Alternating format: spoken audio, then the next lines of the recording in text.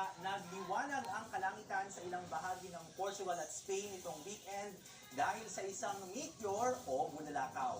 Nang misulang eksena sa isang pelikula ang nasaksihan ng ilang residente sa dalawang bansa bago maghating gabi nitong Sabado local time doon.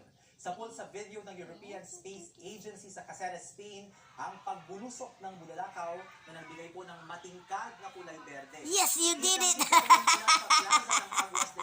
Okay.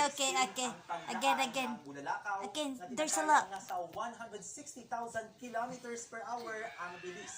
Ayon sa ESA, bahagi ng isang kometa ang nasabing bulalakaw. Nalusaw din ito sa ibabaw ng Atlantic Ocean sa taas na 60 Yeah, you kilometers. did it. Okay. Alin po ang pwede More.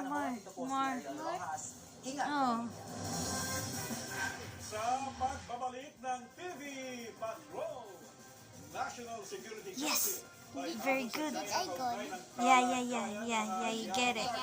Sa Baho de Masinloc at Pinay Fencer Samantha Kakantan, balik Pilipinas bago muling sumabak sa training para sa Olympics.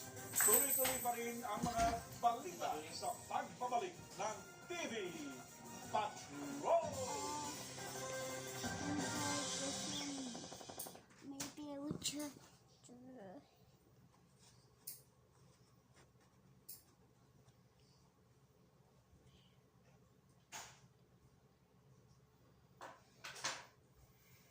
Kapamilya, narito po ang konting paalala ngayong summer. Ang matagal na pananatili sa ilalim ng araw ay maaaring magdulot ng sunburn, heat exhaustion o heat